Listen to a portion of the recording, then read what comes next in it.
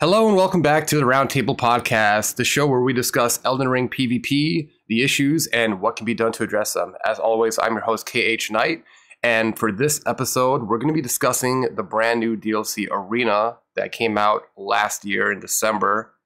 For guests, we have 4 guests this episode, 2 returning and 2 new.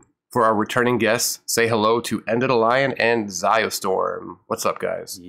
Yo, pleasure thank you to for be here, having me Knight. back. And for our new guests, we have Frosty and Valentin Dubois. Is that how you pronounce it, Valentin? Yeah, it's pretty close. It's Dubois, but Dubois is pretty good, pretty good. Okay, yeah. I guess I'll just keep it simple and call you Valentin. Is that all right? That's perfect. All right, how you doing, man? Very good, very good. Well, I'm very, very, very happy to be invited on the podcast. I'm a big Elden Ring and Souls PvP enthusiast, and I've never had too much time to invest into it besides the past year and 2 years, basically, because of the pandemic that really hit my career as a pro parkour athlete. And yeah, I'm super happy to be with people I'm watching all the time, like yourself, Frosty. I'm a big fan of how he plays. I love Ziostorm Roar's video and news video, and I love the work that Enda is doing also on the Den tournament thingy.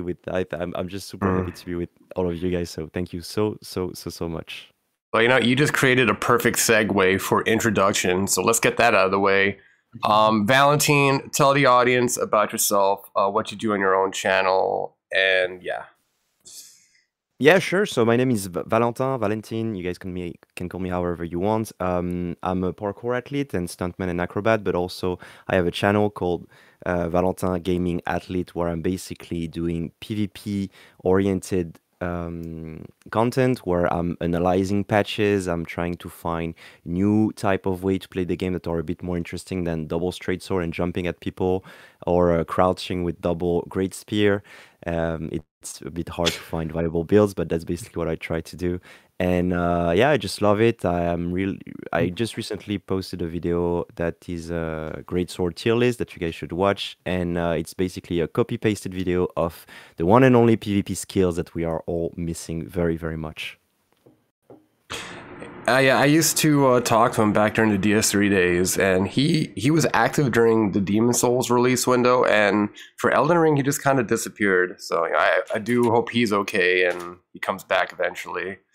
I really like your channel. You do a lot of good work. You make some really good thumbnails, and your videos go into a lot of depth. Pretty underrated channel. So if you guys aren't subbed to Valentin, if you're into PvP content, I highly recommend. I highly recommend checking him out. Very hardworking and underrated content creator. Frosty, tell us about yourself. What do you do? All right, dude. What's up, everybody? I am a FromSoft enthusiast myself. I've been playing the games ever since 2009 with Demon Souls, and I haven't stopped playing them since. And I've always been heavily invested into the PvP aspect of these games. It's unlike anything that I've ever seen, and it's very, very unique, and I love it for that. And recently, I've dove in the deep end of the competitive side of Elden Ring's PvP, now that there's actually a facet for that, which I'm truly grateful for. The people over at the competitive server, I'm grateful for what they do, and also the Den for hosting the tournaments that they do. I've been heavily invested in that since shortly after release, and I've been enjoying the hell out of it, dude. The competitive side of these games is at a place where it never has been, and I'm truly grateful for that. Yeah, man. I mean, you've achieved a lot in the past year when it comes to competitive events. You've came in some pretty high rankings in my tournaments. You came second place in the Make It Rain Cup. You became the second place, PC Grand Finalist in the Duelist Event Network Festival of Combat, which is not an easy achievement. That's pretty impressive. Yeah. So. Thanks. Now, when it comes to knowledge about the PvP and what works, what doesn't, that's why I decided to have you on, because your knowledge is pretty extensive. Indeed, it is, my friend, and I'm glad to be a part of this, man. Thanks for having me on. It's an honor to have you on. Yeah. Next up, Ziostorm. Hi guys, so I'm Ziostorm. I do pretty much all kinds of Elden Ring content. We cover literally everything on the channel, from news, lore, PvP, speculation, pretty much everything that pertains to the game. I make videos on that. And when it comes to the PvP side of the game, I'm not really too hardcore about it. I'm kind of just a PvP enjoyer, but definitely wouldn't place in any tournaments or anything. But yeah, when it comes to the Elden Ring community, I like to get ideas from all sides and be educated on it. So thank you for having me back, Cage. Yeah, and that's what I love about you is you're very open-minded and you try to dip your toes in everything just so like you see everything from all perspectives. Even if your channel isn't like PvP oriented, like I love that you try to shed some light on it and try to make it more popular with the PvE crowd. Yeah, that's been a big part when it comes to Elden Ring. Just kind of getting all these people that are apprehensive and don't even want to try it to at least try it and see how good it can be. Yeah, I remember the last episode we had you on. It was about the vitriol towards invaders and just people not liking PvP in this game. And it seemed like it came from a lot of people who were getting into FromSoft games for the first time. Yes. Have you seen that? Like, is that hate still there, like in the same amount, or has that gone down now that the arena is out? Well, I think since From Software has focused so much attention on the PvP and Elden Ring now, it's definitely gone down a lot because now people can't deny that it is a core part of the game. Yes. And is it should be up there with everything now. And since we got the arenas and everything, there are people that still don't want to play it and would like to see more story content in the game. But now I think we can finally say for certain that that kind of stigma towards it is 100% not applicable. I mean, that is wonderful to hear, and you know that's something I really wanted to see with FromSoft. It's just putting more focus on the PvP in this game. Since when the game came out, it was so heavily focused on PvE, and the PvE was so polished, but the PvP was just lacking. So I'm glad to see that you're finally putting some love into the PvP, and the newer players are finally like turning around on it.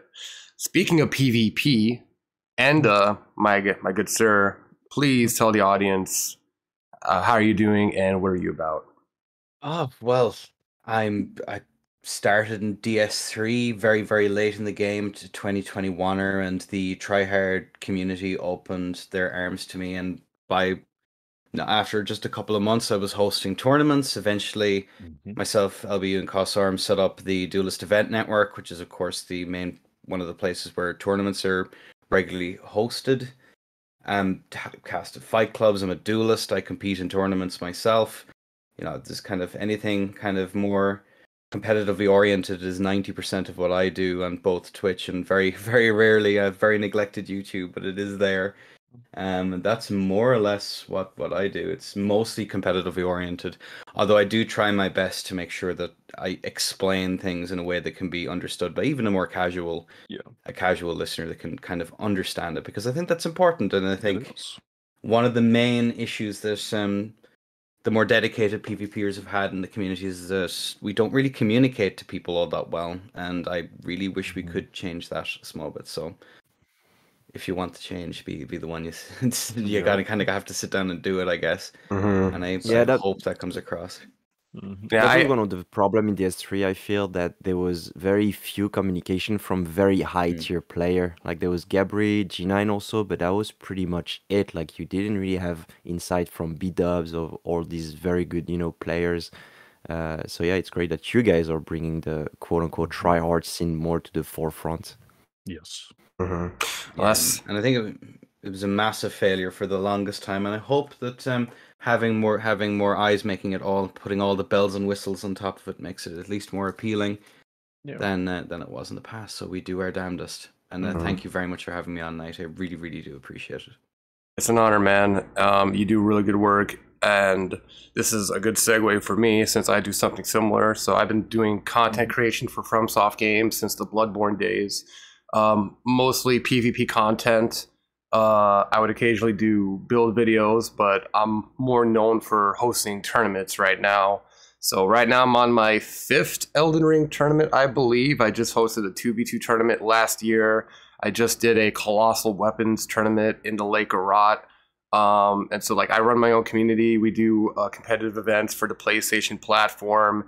And my goal with the tournaments is to make it more mainstream to the general PvP audience. Tournaments and competitive PvP has always been a niche, but it's really not as popular as it used to be compared to Dark Souls 3. There was a lot more enthusiasm for Dark Souls 3. So I kind of want to bring tournaments back to the mainstream and just get more eyes on it. So that's why if you look at my videos and how they are compared to where they were just a few months ago, I'm trying to do a lot to innovate with them, make it more appealing to the YouTube audience. So adding player perspectives and doing all these other little things that just makes the videos more appealing to the mainstream. I really wanted to take off so that way we can get more players in the tournament scene and the competitive PvP side of Elden Ring can last longer than it otherwise would. So that's me, and those are our guests. So the main topic for the episode, as you can tell by the title down below, is the arena. So what is the arena? Well, in December, I think it was December 8th of last year, FromSoft out of nowhere decided to drop the Arena DLC. The Arena is basically the PvP arena from Dark Souls 3, almost functions exactly as it did in that game. So it features 1v1 dueling, 2v2 dueling, 3v3, and free-for-all. With a bonus mode where you can summon your spirit ashes to assist you in combat. And we were all expecting that to get announced for the Game Awards, but FromSoft said, no, you're getting this right now. And it was a very pleasant surprise. I was happy to have it. Elden Ring PvP was growing stagnant, even with all the patches that were improving it for the better. It was still growing stagnant, and the arena did inject some life back into the game. It got some old players to come back and try it out, even PvEers who never tried PvP or they never done dueling. They got back into the game just to play the arena, see what it's about. So it did do some good things in terms of just increasing the general player count when it came out. And also Spirit Ashes, having that was very surprising, and it was a really cool innovation to be able to summon Spirit Ashes and basically do what was Pokemon battles. You can do Pokemon battles in Elden Ring now, and no one was asking for it, Like, I was not asking for it, the competitive side was not asking for it. Like, this is literally no one. I don't think anyone was asking for it. So it was just a very pleasant surprise that FromSoft decided to go the extra mile to do this. We want horse battle. Yes. Someone did mention that. They wanted me to bring that up. They want us to be able to summon horses, so we can definitely talk about that for how we can improve the arena. But for what it is right now, it's a wonderful feature to have, and I do hope that in future updates they can go into more depth with it, maybe add some rewards specifically for Spirit Ashes. But I'm getting ahead of myself. So for our first subtopic about the arena, we're going to talk about where the arena succeeded. So I'm just going to give my short thoughts on how it succeeded.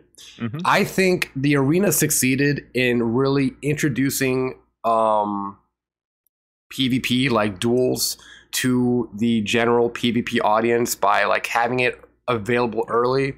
So like when you start a new game, you start off in Limgrave, and a couple hours into the game, you discover the Colosseum.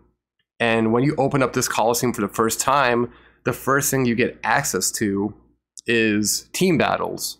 So 2v2s. And I think introducing the player base to 2v2 duels first before 1v1 is a good way to ease them in, because 1v1 duel is a lot more hardcore, in my opinion. It's a lot harder to get into, and most players, they don't have like fully developed builds at that point in the game, so it's easier to ease them into it by having team battles. So I think structure wise that was a good idea. And then later on, once you have a more developed build, you end up in Lyondell, midway through the game, and at that point people have more developed builds. That's when they introduce 1v1 duels. And then in Caelid, once you open that up, you'll either find that around the same time as the Leyndell Coliseum or just after, and that'll introduce everything. So team battles, 1v1s, and spirit summon battles. And I think just the way they structured it and the order of which you like open up the Coliseums for like a brand new player, I think was very smart of them to do. Completely agree. Mm-hmm.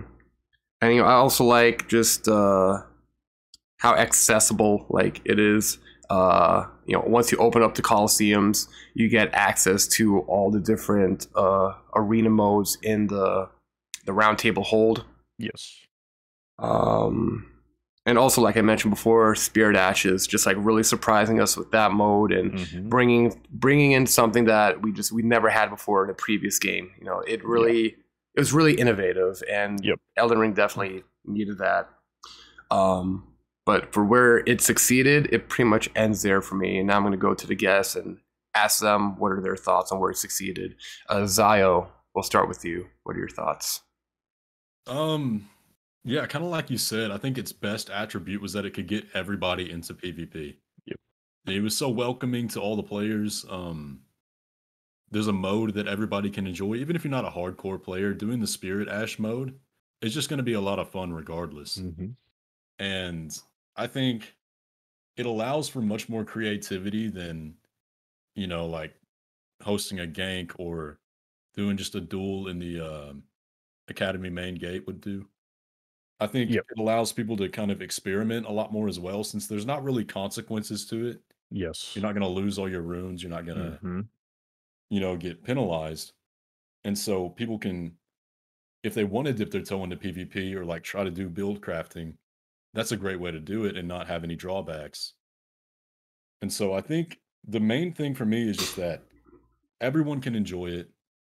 And like you said, KH, it's a great way of just kind of easing a new player into PvP. Yep. Frosty, your thoughts? All right, dude, this is gonna be a big one. So for me, obviously, I can't, state it enough. You guys have already said it. That introductory, having that as an option for the general player base going in, and that actually, the introduction to PvP has never been like this, because in the previous games, the only other game that had a DLC that was part of the base game that wasn't like a paid DLC was Dark Souls 2, right?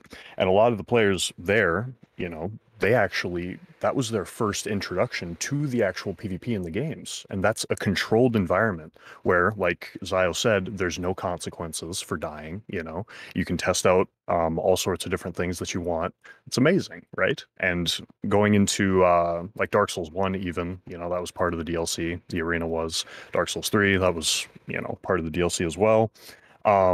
With this arena dropping in just an update, all of the massive player base that's been acquired via Elden Ring's incredible success, all of those, a large majority of the players probably came back and tried it out at least, and that's huge. That's absolutely amazing, and I love that. Also, I wanted to say, in terms of how Elden Ring's multiplayer system is structured, this is kind of a pro, but kind of con in the same way. The fact that solo host invasions were cut out completely, that was a lot of people's first introductory to what PvP was, and it actually turned a lot of people off from the games initially, especially in Demon Souls and Dark Souls 1, because they just got invaded and then got killed, and were like, okay, I'm never playing this game again, With Elden Ring, that wasn't the case, which is good, but at the same time, if they did want to engage in PvP, their only option was really, okay, I'm going to try out an invasion, and I'm always going to have the odds stacked against me, because that's the way it's structured in Elden Ring, right? So you're automatically at a disadvantage, and that just feels bad for a new player that's just trying to engage in a system and experiment with it, right? And that's where the arena comes in, and that's amazing. It allows a controlled environment where you're not, like everything's not stacked against you, or you don't have to go through this convoluted system with laying down your red sign and having to know where the dedicated PvP location is, the hotspot or whatever. Like having a dedicated location for that serves specifically that purpose and also has all of these other unique quirks tied to it for fun and or otherwise, with the 2v2 modes, 3v3s, being able to play with your friends, all of that stuff, the spirit summons. I know for a fact that a lot of PvEers absolutely adored that mode, like it was a huge hit.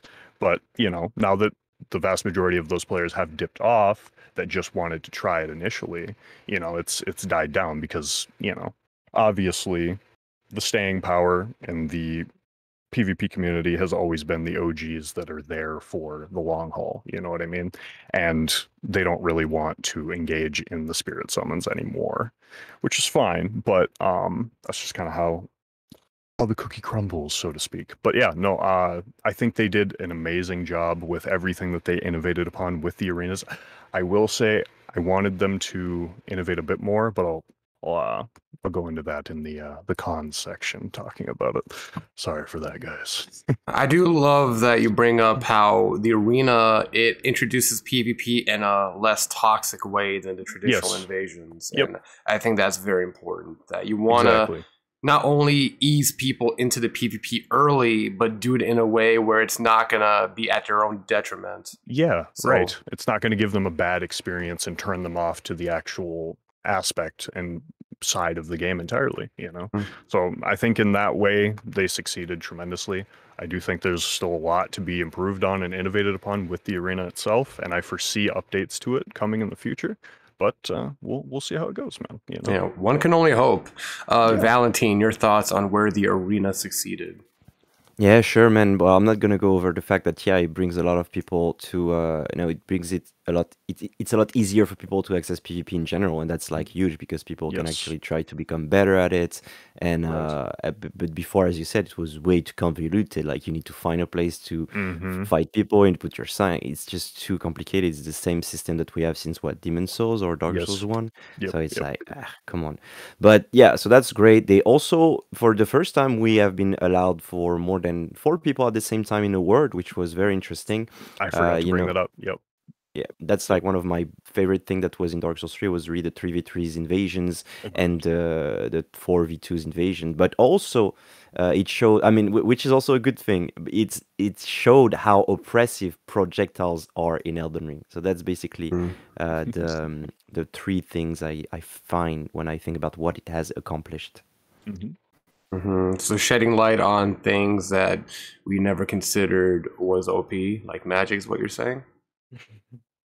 no, but you can really see how chaotic it is when it's like 2v2s or 3v3s with 3v3s with like wave of gold and like crazy magic. Like it's I never go there. I see your point. Yeah, and free for all, like you're just getting hit by a comet out of nowhere and then Kananaheima and exactly. I think that specific issue actually sheds light on one of the failures of the arena, and we'll get into that later. Is there anything else you want to list for the successes of the arena before we go to Enda, Valentin? No, that's all what I could think of. Okay. But thank you so much for letting me talk. Very good. Enda, your thoughts on where the arena succeeded go? I might even say something positive. I don't believe it. This is unusual.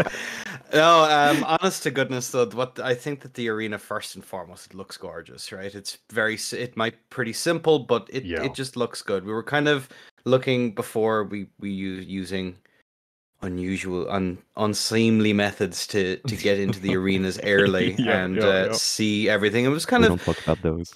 Oh yeah, don't we might get banned, but no, it looks good. It was an improvement from what we were expecting, and I think that's worth pointing out. Likewise, it's a flat surface, which compared to the original arenas that came in for Dark Souls 3, oh my god, oh boy, this is so much better in every conceivable way. We didn't have to all move on to like this one arena that was flat. They're all that way. That's a plus and a minus, but it is worth keeping in mind that they're all fit for purpose, I guess, right off the gate, which is fantastic. They're easy to get to. It's right in Roundtable Hold. We don't have to teleport to the different Colosseums in order to do it, which was a huge concern I had when they were launching it. It's like, am I gonna? Oh God, I can't. I'm not looking forward to this. But I think not only is it just easy to use, it runs correctly on PC. Yes, that is huge. Guaranteed 60 FPS on PC on 90% of rigs. That's impressive in its own right, considering the slew of optimization issues that it has. That's fantastic. I really hope that whatever arenas or whatever else they do, more is built like that, especially the DLC areas. The that would be instance setting phenomenal. is huge for the performance. Yes, amazing. Obviously, as well, for people who like to do lots of duels, for streamers, for content creators, all of that. One after the other. No messing around, no fail to summon, none of this. The matchmaking seems to, for the most part, work correctly. I know there's been some issues with 2v2s and 3v3s. Yes, right. Yep. But I can imagine that that's pretty handily fixed in future, and hopefully it doesn't do too much of a damage early on to, the 2v2s aren't working, I'm just never going to do them then, or the 3v3s aren't working. Hopefully that doesn't set that precedent, but I'd be optimistic that they can fix that in fairly reasonable amounts of time. Agreed. It's just such a thing. The rest here have already spoken about how it like concentrates the community. Yeah. Which I'll just reiterate again. Yeah, centralize it to a huge degree. Is that most people didn't know MAG was a thing? No. I'd be in a Twitch chat and I go, "Where's this? Why are you dueling here?" Like that. And that was me playing Dark Souls 1 God knows how many years ago. Right? I didn't know anything back then. I wasn't in touch with the community. Why is everyone doing here? I get activity, that's it. Yeah. There's an actual place for everyone to go, and that's fantastic. And FromSoft should be commended for it. I never thought I'd say those words, but I told you, Enda, you gotta be more optimistic. But I love that you bring up the presentation of the arena. I really appreciate how FromSoft mixed the arena in with the lore and the world. You look at Dark Souls 3, the arenas in Dark Souls 3 just exist in their own vacuum, like their own dimension. Like it doesn't make sense where they are. It's just there for the sake of having an arena mode. It didn't mix into the lore. And then you look at the arena in this game, there's a lore explanation for it. Radagon used to have, was it Radagon or was it Godfrey? I think it was Radagon. What was Godfrey? Godfrey. Okay, yeah. So Godfrey, Radagon outlawed it. Yeah, he shut it down. So terrible Radagon. He hates PvP. That's confirmed. But Godfrey is the Giga Chad of Elden Ring. He loves PvP. Bro. So Godfrey opened up the PvP arenas and toxic masculinity. Oh boy. He gave us something great. And yeah, I love that they mix that into the world, and I love the presentation. Just having this arena, it really like opens up the possibilities for expansions in the future, like a spectator mode, because like the stands are already there. Agreed. And if they wanted to do something with the overworld where like you can have fighters in the arena and then spectators can just sit up top in the chairs and just watch. Like I just love the idea that it's an arena. It makes it more appealing, and like for a new player, like them making it an arena makes it so easy to find because it's so hard to miss. Like it's this big thing on the map, and like in person when you walk up to it, it's just giant building structure, and you're immediately curious about this. You're like, what the hell is this? I want to go inside and find out. So like you're attracting so many PvE players like into it. Like they made it so easy to find, and it just looks nice. Yeah. And also Enda mentioned that, compared to Dark Souls 3, we got this flat arena earlier on. In Dark Souls 3, we started off with the Kiln of the First Flame, which was a very uneven map, and it messed with the hitboxes and stuff. We didn't get a flat arena until like I think 3 months later with the Ring City. We got the Pontiff map. Yeah. So I'm glad that they gave us a flat arena earlier on. But this does lead into the next subtopic of our podcast, which is where the arena failed. And one of the biggest failures with the arena right now is the lack of map variations. So with Dark Souls 3, we had many map variations. Well, let's see. Initially, we had one map, and then he added two more, and then we got the fourth map, which was the flat dual map. And now for Elden Ring, just coming out, we only get one map. Well, technically, we get three maps, and two of them function the same, and one is slightly different. And I think, for getting three maps out the gate, like all three of them should have been different. So the majority of them is just, it's flat and there's just no cover. So like if you're doing Limgrave and Leyndell Coliseum in free-for-all or 2v2, 3v3, you have nowhere to hide from waves of gold or projectiles. You're just getting hit from all sides. There's no pillars or anything to take cover behind. And the only area where that's not the case is the Caelid map. The Caelid map is the only map that has some cover. You get those 4 pillars in the center, and they do offer decent protection from projectiles. But like another issue with the arenas is the lack of verticality. Going back all the way to Dark Souls 1, we had arenas with verticality. You had different levels, so that way you can like separate different fights. You could have one up top and one on bottom. You had room for jump attacks, plunge attacks. You even had that in Dark Souls 2 and Dark Souls 3. Like all those previous maps had verticality. And you think for a game that introduced a jump button for the first time in a FromSoft game, a jump button, getting a verticality map would have been a no-brainer. But we didn't get that in the arena, which is very disappointing. Yeah, it's super weird. Yeah, so like no map variations is a huge thing. Also, for the 1v1 duels, the base arena is too big. It's too round. A lot of us would have preferred a smaller map that's more square, so that way at least one.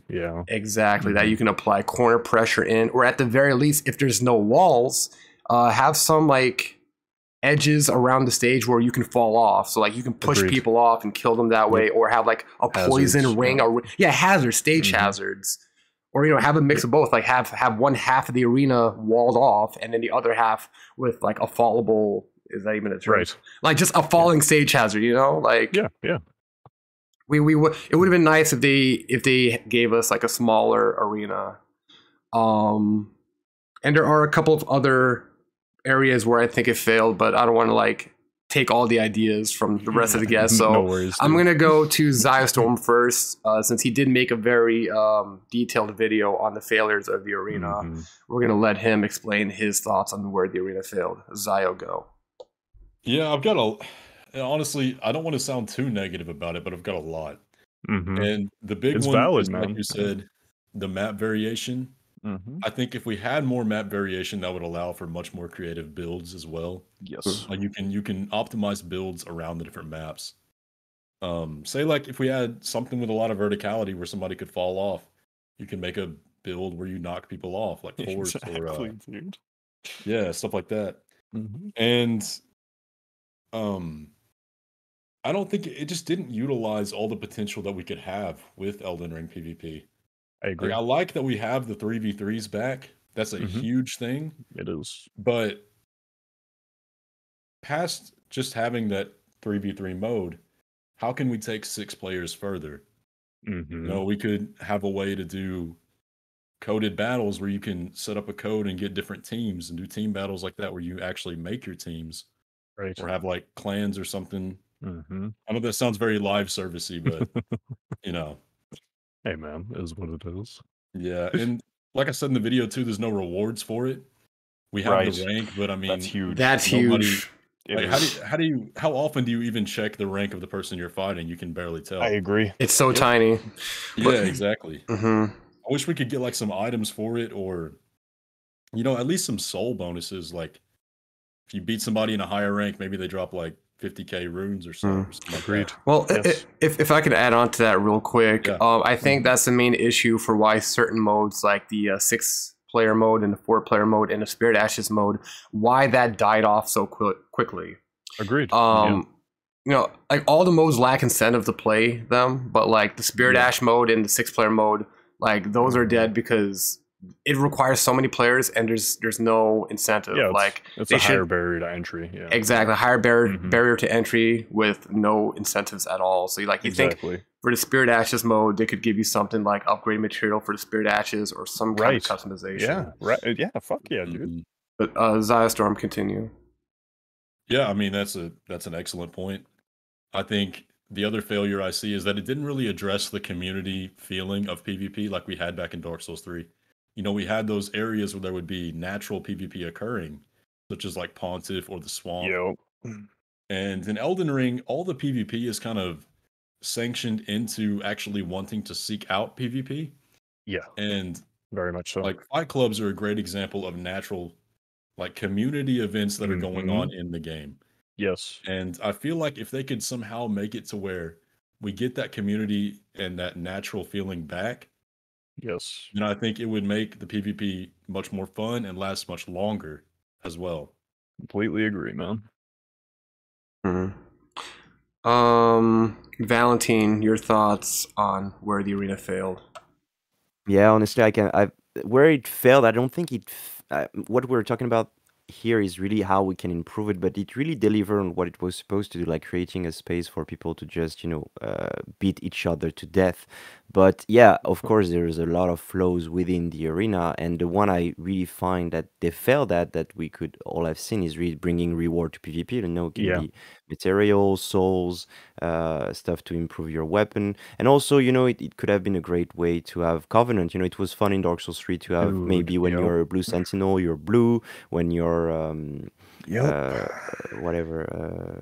there was like the Sunbro, you're kind of golden and stuff like that. So that could have been a good reason for us to wear our quote-unquote Covenant and to have something out of the way, maybe having reward related to armor, weapon. I think reward is one of the big thing, and of course I agree with everything that was said. The map variety is like, what, like, why? Like a flat arena in a place where there's so much projectile, like especially in, as we say, like 3v3s, it becomes very chaotic very quickly. And I think cover could be a solution to that. That's something that G9 is talking a lot, playing covers, and that's in every FPS game-oriented game. That's how you play your games. And if you play a bit of Armored Core, I've been playing a bit of Armored Core recently.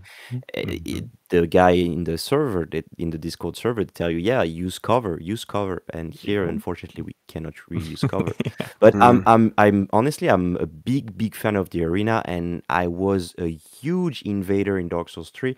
My goal really was to be at G9's level in terms of invasion. How he was swapping left and right, how he was dealing with multiple people. I feel like there was a huge skill gap to a huge room for improvement as an invader in Dark Souls 3.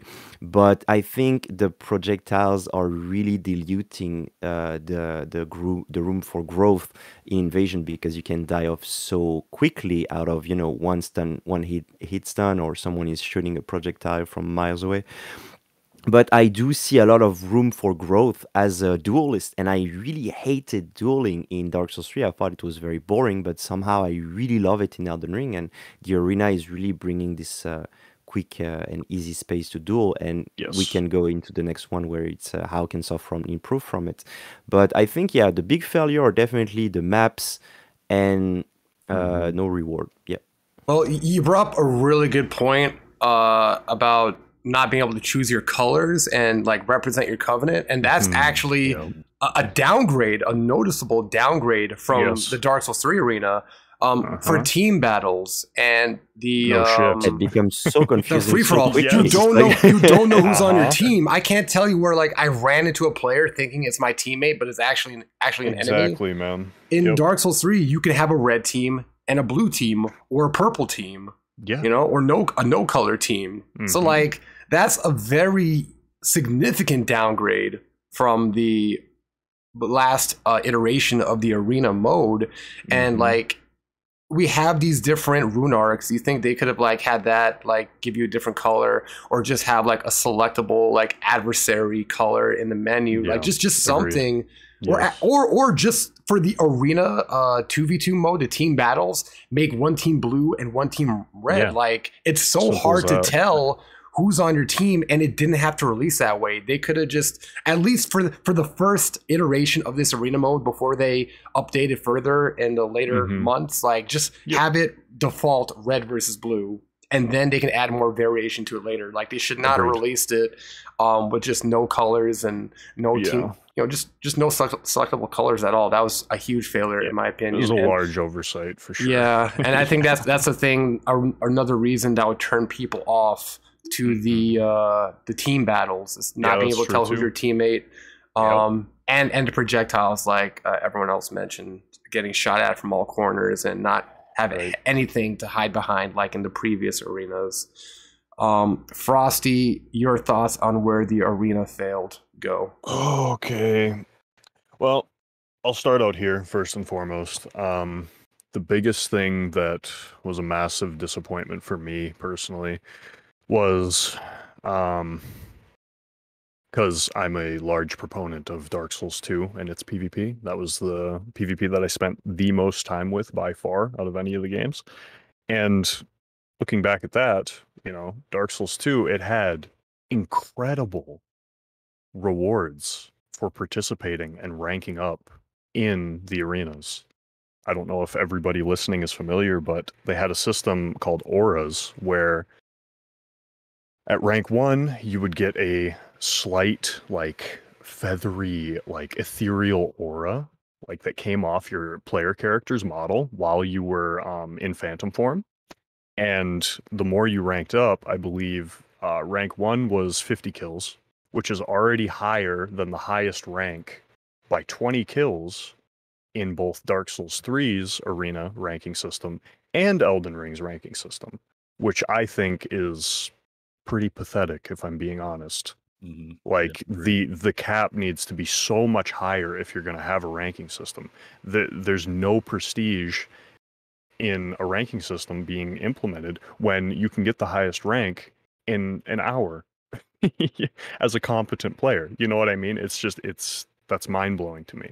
But going back to what I was saying, rank 2 was 150 kills, and that gave you like a buffed up version of the initial aura at rank 1, and it gave you like white hues along with the red or blue depending on which arena you were participating in, and you also had way more of that aura like dripping off your character, dude. It was so amazing, and one of the coolest things that I think FromSoft has ever put into any of their games. And I was really, really, really hoping for a similar system like that, or an equivalent reward at least.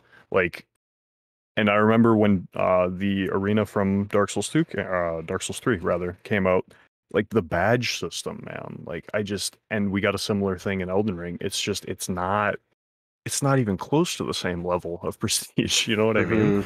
And of course, even going further on top of that, 150 kills was rank 2, rank 3 was 300, and then you got special gear and or weapons from the respective covenant leader. And like, dude, it was just so amazing. All right.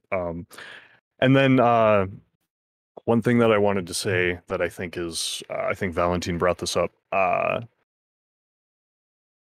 the fact of covenants being missing from Elden Ring is an entire tangent on its own, and it can be felt by everybody who has played any of the previous games, because that was the driving factor of incentive for participating in PvP. It was a core fundamental system of what made the games what they are.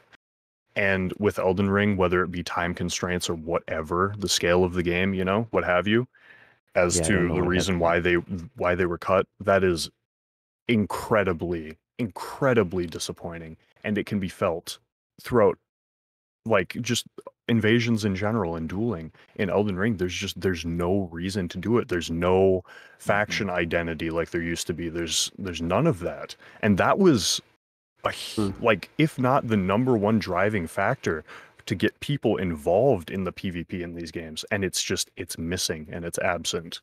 from Elden Ring. It took out the role-playing element. Yes. Exactly, yeah. That's another part of it, yeah. And like as a PvEer, like even if you're not like deep into PvP, like just doing it for the PvE and like representing your faction, that's a reason to get casuals into it. That's what got me into it in Dark Souls 1. Right. It's just representing the forest. Yeah. Well, dude, I'm gonna let me tell you about my experience in Dark Souls 1 real quick, because that just jogged my memory. Like, I was in the Undead Burg on my first playthrough. I got invaded by a Dark Wraith in the full Dark Wraith armor and got backstabbed and one-shotted. And I was like, holy fuck, I want to do that. You know what I mean, dude? Like, that's so cool. But, you know, albeit, you know, it's other, you know, hindrances with that system and turning people off to the game, like I mentioned before.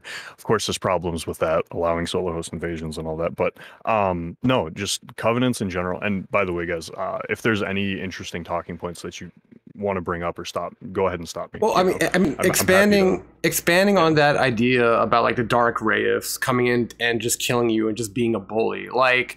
What's cool about how it was executed in Dark Souls 1 is that it made you like either love or hate a specific faction. So the Dark Wraiths specifically, they were known for being the bullies that would come into your world and just you know ruin your day. But then you had the Sunlight Blades who would be the ones to protect you. You had the blue moon or whatever they were called, the Dark Moon Blades. Dark Moon Blades who would be the police force. They would hunt down the guilty. And hunt down the guilty. And then you had the Forest faction who would protect the forest. Like it gave a purpose.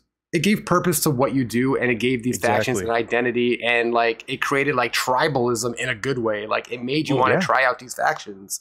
It made such a huge difference in the community feel of the game. No shit, dude. Yes. Like, you felt like when you were playing the game, even though you were the only one in your world, you felt connected to everybody else who was playing the game as well. Exactly, man. Such a good feeling that's missing from Elden Ring. And also there was this thing where you had this auto invasion mechanic, you know, like the swamp was like the auto invasion mechanic where you would get summoned here to defend the swamp, same for the took cathedral. the words right out of my mouth. Yep, I was but that was huge. Yeah, dude, the dedicated PvP zones. Oh my fucking god, man. That just that, even putting aside everything else that we just said, a dedicated PvP zone like we've had in almost every other game, that not being present, that is terrible, especially with Elden Ring not launching without the arena initially. You know, that would have gave a center point to all of the, you know, PvP centered attention, and that would have been amazing. In the downtime where until we got the arena. It's just, dude, it's so unfortunate, man. You know? I still have hopes it's gonna come back in DLC. Like I agree. Basically, I have hopes. Up until we have DLCs, then I will stop hoping. But it's until we have like DLCs and we see a more polished version of Elden Ring, because we've seen the huge improvement that the devs have done to Elden Ring. Like I completely in patch 1004, I was like, I'm done. When they buffed Shield, I was like, okay, fuck this game. Like there's nothing to be done. But then they showed us like, okay, look, there is room for improvement. So I have high hopes. And we're all high on hopium, but I mean, going back to what Frosty was saying about the Dark Wraith, you know, when you got killed by that invader, you didn't think, wow, this is such a dumb mode. Why isn't the game? This is a single player game. You didn't think that. You thought, wow, that Covenant or the red guys, they're I don't want to curse and demonetize myself because of YouTube. They're jerks. Sorry, I did it for you. I'm gonna stop. I don't know. I didn't even hear, but like, yeah, they're jerks. So you think, okay, they're jerks. I'm gonna go join the blue team or go join the gold team so I can bring justice on these guys. You know. But there's none of that in Elden Ring. It's just, wow, that's a dumb mode. If people who do it are jerks and they have no lives, then I'm just gonna play offline. So that's like one of the biggest differences with Dark Souls 1 and Elden Ring. But I mean, speaking about the arena specifically, playing the arena to earn Covenant rewards like you could in Dark Souls 2 was another reason to play the arena, you know, leveling up your standing in the faction and like having those auras, like the Super Saiyan auras, basically. It was such a cool cosmetic reward. And, you know, people would say like, wow, cosmetic rewards in Elden Ring, like this ain't Fortnite, but you can tell them, no, they've already done this in a previous game. Yeah. It's crazy how old Dark Souls 2 is, and yet people still go back to that game. They still reference that game for all of its FromSoft innovations that it did brought to the series. Yeah, where FromSoft did better, like when it comes to PvP and the arena, they've done this before and they've done it better. So there's no reason why they can't do it again. To that point of they've done it before, a big thing that could also help it is leaderboards. I agree. Yes. I was going to bring Like that up too. Being able to see the people at the top and see your own score go up. No every time you shit, win, man. that would have been huge. Yes. And that's another Like, thing, because we had that in Demon Souls, the first FromSoft game we had leaderboards. Yep, Dark Souls 1 had it, Dark Souls 2 had it, fucking Dark Souls 3 had it. Like, dude, what is going on? I will caution there on leaderboards. Like on PC, at the very least, it encourages the worst kinds of behavior to try and get to the top.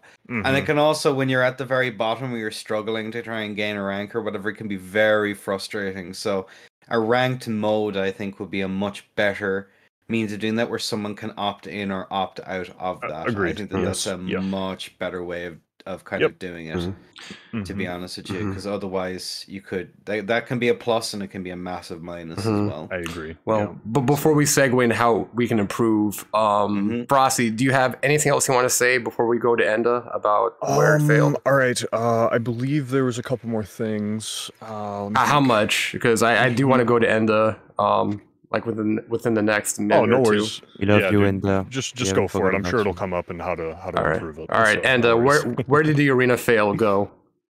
Poor Frosty, man. What I will say though is what it did wrong. It's kind of sometimes with Elden Ring, it's kind of difficult to kind of isolate and identify where the actual problems are and what's like 3 other problems also linked in the way. That's very true. That's one of the major issues. It can lead to weird tangents, but I will say, given Elden Ring in its current state now, not like dreaming of what it could be, but in its current state now, the arena is way too big. Way too big. That was one of the things I wanted to bring up, so thank you. The semicircle as well is kind of a problem. It has no real corners. Yes. That's another huge problem.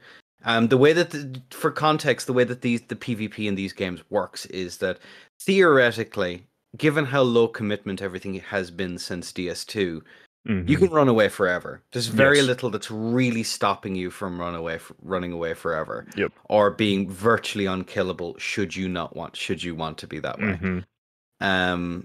Obviously, there's ways around it, but for the most part, that's a true statement, given how reactable all the projectiles are, etc. Completely agree. Yeah. So the way that you get around that in these games is you make sure that the fighting area itself is pretty small, so that you can't run away forever, and you have corners so that positioning actually matters. There's a consequence to someone moving in a certain direction, which in the arena, especially in circles in these games, is a huge issue.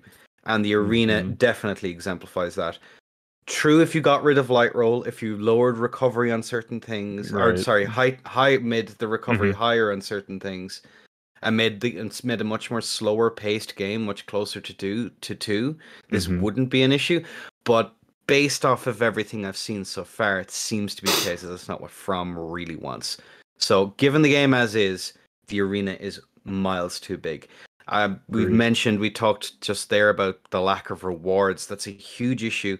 That's been an issue that Elden Ring has had since the beginning, and it seems to be, from what I can tell, FromSoft is actively making decisions to divorce the PvP from being a necessary condition to platinum the game, or to get like all rewards or whatever.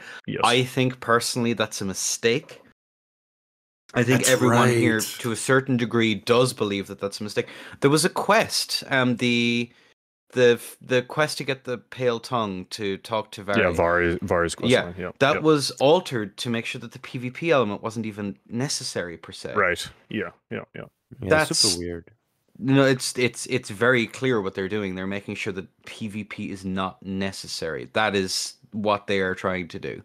I think that's baked into the design of the game, and while I think that's a mistake, we have to understand that that is something they're trying to do.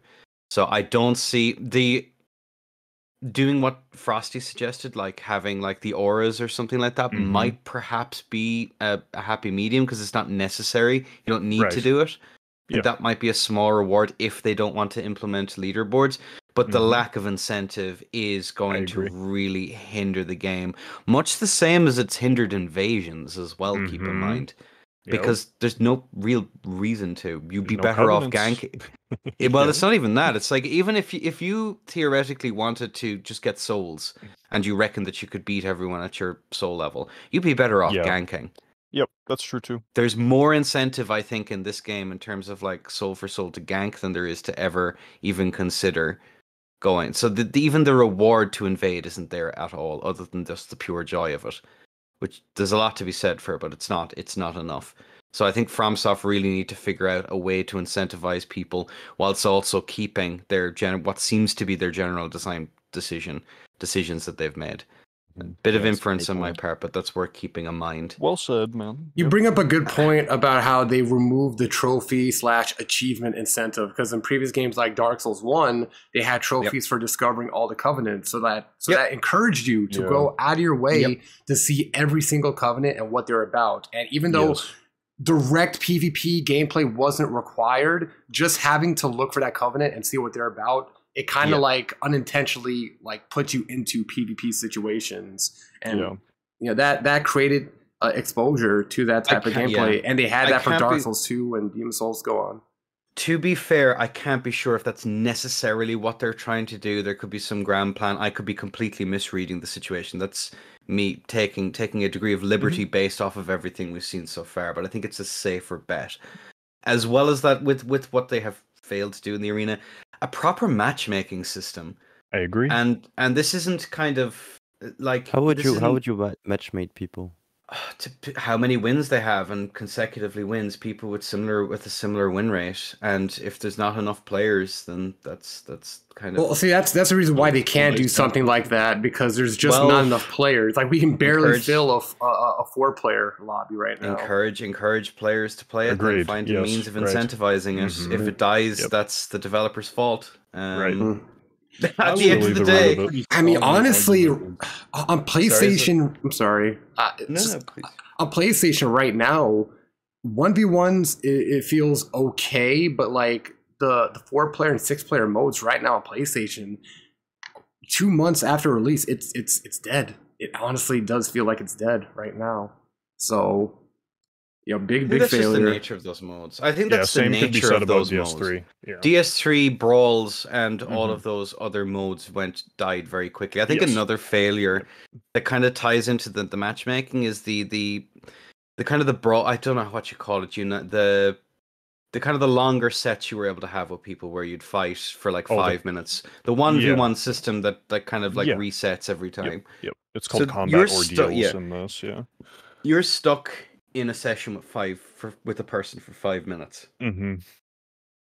That person could be. I've had situations where people who've been considerably better than me and considerably worse, and in both of those cases, it is a deeply unpleasant experience. Yeah, it sucks. You are stuck there getting destroyed. There's no way to fucking black crystal out of the arena matches either, which is the stupidest thing I've ever seen. You can disconnect. You can. There's ways and means of getting out of there. Pull the plug, bro. They literally had an item in Dark Souls 1's arena that it gave you only when you queued up. It was called the Purple Coward's Crystal. Like, dude, I love the name. You know, and DS2 allowed you to black crystal out too. You know, like there's no reason to not allow that. Yeah, I don't know. Maybe they got some complaints from Mag, because that was a huge thing. It's like, this guy is just spawning people in and then black crystaling. Well, I agree with not having it for the team battles, because you don't want to have like a 1v2 situation. But in that case, there should be a way to like have someone else, like a new person, join in like mid-match to replace that I was going to bring that up too, actually. Because like I'd rather join a mid-match game than no match at all. And I think, honestly, from my perspective, that's more or less all I really have. The lack of rewards, the arena not being fit for purpose in the game that it's in. I could talk about variety of dueling arenas as well that could deal with it. There's nothing wrong with the first arenas you find necessarily being the ones that aren't great. It gives incentives to other players to play, play the game, as I say begrudgingly. Well, we can go into that for how we can improve, like what type of variations we would want to have. Before we do go to how to improve, there are a couple more things I want to talk about when it comes to where it failed. One of those things is the lack of a consumable rebate. So like you end up using all of your consumables, your perfumes, your pots, and you don't get any of those crafting items back. Like you have to go back into the open world and get back, the consumables that you used up. And, besides no souls, like no rewards, like using up all your items for those duels and not getting it back is just another reason to not play the arena. The Bewitching Branch is a huge one like that, because those are such rare items that work so well in the Spirit Summon mode. Yep. Yeah. See, like at least when you're doing 1v1 duels at MAG, you're getting souls, and you can use those souls to rebuy some of your consumables, your crafting items. But in the arena, you don't get any of that, and there's no merchant to like buy stuff from. They could have put this was G9's idea. Have a merchant at the Coliseum where you can buy all the different crafting items from. That would have been a very good idea. But also the arenas themselves in the overworld, they become completely pointless after you open up the doors. You open up the doors for each one once, and then you never physically go back to that place ever again. I was very baffled by that. That really surprised me because it, like, I don't know, I have a bunch of speculation on what they might do with Colosseums again in the future. But I don't know, man. It involves your most recent video, Zio, with the boss rush stuff. Because they could use those, you know what I mean? The Colosseums as that potentially in the future. But that's all just conjecture, of course. Yeah, I was so surprised when the arenas came out, day one, and there was no graces at them. I thought for sure they would have had a grace there. Yeah, I was dumbfounded. And now we know why. Like, there's literally no reason to go back. I think what would have been great, and one of my biggest hopes before the arena came out was that you'd be able to go into them in the overworld. So, like, you can have a grace there, and you can have fight clubs with like 6-player PvP in the overworld, and you can hang out even at your lore, just exploring it, looking at it. Like maybe there's some statue over there, some paintings. Like it's a shame. Yeah, it's basically window dressing. Like, look but don't touch. Yeah. Did you ever see that video by Sekiro Dubois where he loaded it in the files way back in the day? And there were like elevators up. You could walk around in the hallway. So clearly they intended for you to explore those in the overworld, but they decided to have the arena separate in its own dimension. I also have something else to add on top of that, Zio. I don't know if you're familiar with this, but there was actually, and there is still in the files, there's mounted spawn-in animations tied to the arenas. And that's what for sure I thought that they were going to... Yeah, there's mounted spawn-in animations tied to the Colosseum specifically. Oh, wow. Yeah. So maybe they are testing that. There were at what point? Potentially, yeah, right. And like that's what like really skyrocketed my expectations for what the arenas could be, because going off just simply that, and that was knowledge that was data mined from the network test, actually. So it was pre-launch even, and I was speculating about all this stuff in my head because like that made me jump to, holy shit, the arenas are instant settings, and that allows them to potentially raise the player cap and also allow things like spirit summons and or riding your horse in these environments, because those aren't possible with the taxing environment on the performance that is the open world. And that is the main reason for the 6-player reduction in the overworld, not being able to use your horse, not being able to use spirit summons, all in PvP, Yeah, so I definitely had a lot higher expectations in terms of what the arena could potentially bring. And that's, of course, going forward, I think that we will get a dedicated like improvement patch specifically based around the Colosseums. Well, if I had to guess. Frosty, thank you for that segue. I think course, we're ready man. to go into the final subtopic about the arena, Yes, we and are. that's how to improve it. So again, Yes, the sky's the indeed. limit. There's so much that we can talk about when it comes to There's- how to improve. Mhm. Enda, I'd like to begin with you. You mentioned arena variety. What type of arenas would you want to have in the arena going forward? I hark back to an older podcast Yes. we had where I said perhaps what we want is the most boring square arena known to man. Unfortunately, for something I forgot to mention, perhaps in the prior topic, was that there's no reason really for the more dedicated competitive players to really use the arena. That's been I a agree. complaint that I've heard consistently, bar the performance. The fact that the arenas are so, I unfortunately have to say it, bad for the kind of game that Elden Ring is, definitely dissuades the people who want to play optimally, from Yeah. going anywhere near it. So I think Mhm. for, I guess, arenas, you want a square for starters. That's the first thing that we want, Yep. or a rectangle, Mm-hmm. and it needs to have some form of a corner that we can really use that positioning and use the situational awareness to really drive those advantages home. And I feel that alone would make an awful lot more people who, from our side of the community, want to engage with it. Outside of that, a spectator mode. Like, Yes. there's huge yes. potential here that we can just use FromSoft system to do tournaments. Mhm. That is a possibility. To use a FromSoft developed camera, because as much as we love all the cool stuff that we were able to develop on PC, I wish Mhm. that our PlayStation brothers and sisters would have the exact same access Agreed. to man. those Yeah. tools. Well, it's crazy how people on PC can develop, like Eisenwave made an excellent proof of concept of a spectator mode for the last Yes. PC 2v2 tournament, and it's like if some Joe Schmo can do it at home, why can't FromSoft, who has direct access to the game code, how come they can't do a spectator mode or a photo mode like the one in Demon Souls remake? You know, but And- and continue. even- $1 million question. How does modders do what they do with FromSoft? Never seems to implement, except we've seen them doing it with the Wex test. So yeah, maybe. That's one thing that the creators created that FromSoft actually adapted. But Enda, continue. Before I go on, I'm curious as to what Zio had to add. On what point? You were going to speak there. I was just curious as to what you said. I'm sorry. I was just backing up with what they said about photo mode. Yeah. Photo mode yeah. is something I've been wanting in this game since before launch. And I was shocked they didn't have it, especially with It how would- beautiful the game is. Yeah, exactly. I was just gonna mention that too. Yep. Well, you know, So if much Elden Ring opportunity. if Elden Ring was a PlayStation exclusive, they would have had it day one because Sony would have forced them to put it in.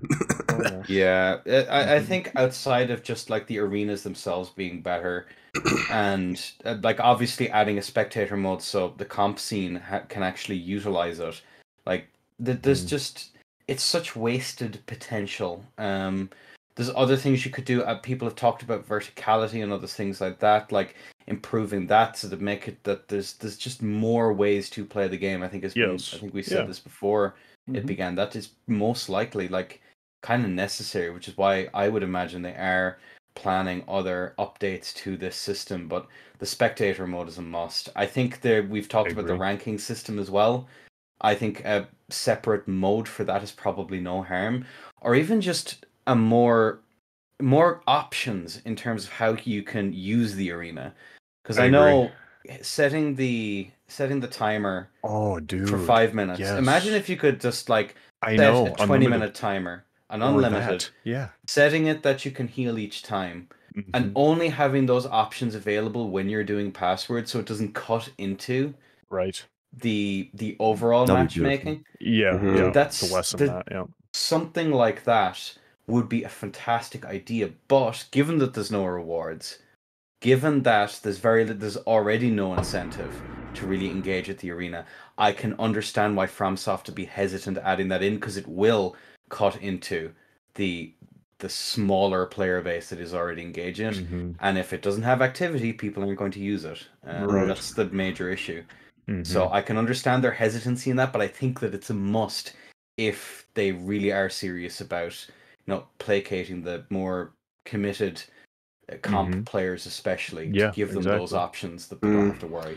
I think that's another great addition that they can add into the game. And really, I think that's it. The spectator mode, the more customization options, and a better arena. There you go. That's more or less my big asks, I guess. Yeah. I mean, just when it comes to spectating, like, we could have like an actual spectator mode in the arena, or we can have live fight clubs in the overworld and just like summon people to be spectators. Like, there's different ways of having spectators for duels, and like having that going back to Dark Souls 3, like, that was just another way of like introducing new players into the PvP scene. It's just being able to watch people duel, either in the overworld, or like if they were able to do that in the arena, like, that would just help so much in getting more people into that type of gameplay. So well, that would be perfect for the arenas that are still in the overworld. If you could just walk in and go up the elevator, and see people fighting in the arena. I mean, there might obviously be some problems with matchmaking and having some random player walk into your world and mess up your connection or something. That'd be beautiful. The way they would, that would be so seamless and so like welcoming to players that just want to explore. Completely agree, man. Yep. Zio, your thoughts on how it can improve? Go. Honestly, I feel like we've stated all the major points that I've had. I would love a spectator. I just want more of a community feel. Like, every time I play PvP now, it just feels empty in a sense. Like, I don't feel connected to all the other players that are also doing I feel you. like I did in the past. And it's hard to really articulate that to players that weren't around, like in the Dark Souls 2 or Dark Souls 3 days. And yeah, that's just the biggest feeling for me. It really goes back to just like the lack of incentives, both like from a reward standpoint and from like a lore standpoint, like just not having any kind of team. Because you know how people are with sports and sports teams. Like, people love to rep a team, and we had that in the previous games. And it's crazy for this game, because like we do kind of have it. Like, we have two legitimate covenants, which is like the blood. What are they called? The guys that work for the Bloody Fingers, and the Recusants. So like we do have like some covenants, but we also have the Golden Order. They have beef with those who live in death. Like, those could be two more covenants: the Death Covenant and the Order Covenant. The game is already set up so like that from a lore perspective, and all these different factions. It's so disappointing, man. It was so jarring, especially I know, like in Moog's Quest 2, where he's like, "You come work for me," and then you just kill him. Right. It's the same with Rykard as well. I was like, why am I fighting this guy? I came to work for you. Right. Well, dude, when I first got to the Volcano Manor, that's what I thought. That was like the PvP faction. You know what I mean? Like, and then just finding out that it was just like, nah, sorry. It's like, weird, because like they have you doing pseudo invasions for reward. So like the structure is there, like it's there except in name, like it's already there. I can't help but imagine that might have been something that they toyed around with, that you would actually have to like do specific kills on certain players, but they may have likewise with the other PvP faction, I suppose you could call them. They reconsidered later on in production, in design, and just didn't do it. That seems to be. I can imagine that might have been baked in, and they just got, which is super sad. The Hunters too, like the Hunters was going to be a part of what's his name, the guy with the big hat. Oh, Roger. No, the guy with the Nagakiba. Had Logan. Oh right, Yura. Yeah. Yeah. Is his name Yura? Yeah. So like that covenant was like baked into his quest, and then they took it out and just made it an item that you buy at the Roundtable. It's just a random item now. Like, they took the lore out of it, which is disappointing. Well, and that's the other thing I wanted to mention too, because there's quite literally cut covenant rank ups that appear on your screen as an overlay. It's like Bloody Finger rank up, Recusant rank up. Like, it was there. It's quite literally there already. They just I speculate as to the reason being that the scale of the game, and then COVID hitting mid development, they had to trim a lot of the fat. unfortunately. And in this case, it was the multiplayer element and focus. Yeah. And now we're left to speculate if all that cut multiplayer content will ever make it to the game, or will it Right. stay cut Yes. forever? Yes. Here's Hope. the Yes. Let's pray together. True. Yeah. Go ahead, Valentin. Bless. No. My friend Frosty was about to say something very important. Thank you, sir. No, it had to do with cut content again. Fuck. It was relating to the covenants. Damn it. I lost my train of thought. Shit, dude. Well, Just go on, dude. All right, I'll think of it. Valentin, Okay. your idea of how it can improve the arena? Yeah, of course. I'm gonna go quite quickly. So yeah, we talked about it. Of course, I think giving reward is one of the big things. There's a game that I love that unfortunately is not as good as it used to be. It's called Destiny 2. I don't know if you guys are familiar with it. Yep. Basically, yeah, I know Zaire is playing. I've seen your Instagram. You have some cool fashion over there. But basically, where Destiny 2 was really good is that it was giving people incentive to play PvP, to use the gears they were getting in PvP into PvE. So if you Yeah. rank a certain rank in a competitive PvP, or if you do certain activity in PvP, you would get certain weapons, certain armor, certain, whatever. And I think we had that. Like that's the worst part of it, is that we had those. I wasn't there for Dark Souls 2, unfortunately, but from what you guys have been saying, I really wish I could have been a Super Saiyan. But yeah, man. in Dark Souls 3, we had like the old Dwarf Curve Sword that you get through PvP. Yeah, We had dude. one of the Yes. best Right. buff spell called Dark Moon Blade that you were getting from PvP defending people from Invader. We had the Obscuring Ring, again a PvP reward. We had the Wolf Ring, which was much over how to say, overshaded by its counterpart, the Wolf Ring plus I think 3 it was. But yeah. but we had like reasons to play it, and we talked Exactly. about that To already. And I engage with think, it. Yep. yeah, we could have that. We could have weapon reward, and if you don't want to give too much of an edge to people, which I understand, you could give armor to people. You can give material like just souls, what we talked about. And I think the good way they could implement it, if I don't know, maybe they will never hear what we're saying, but let's hope. Yes, hope, my lord. Let's pray together. Yeah, I think the good way to implement it, and where Destiny fails, is that it was a bit maybe too hard for the more casual crowd to get certain reward that were almost essential for you to have. And think about the Recluse, or the Mountaintop, for those who know what I'm talking about. Yep. But in Elden Ring, it could be just a number of win. Like with the time, anyone can get a certain amount of win. You can always find someone a bit worse than you, or you can have better days. So it's not like a rank thing where if you win 2 times but you lose 1 time, you go 1 step forward, 1 step backward.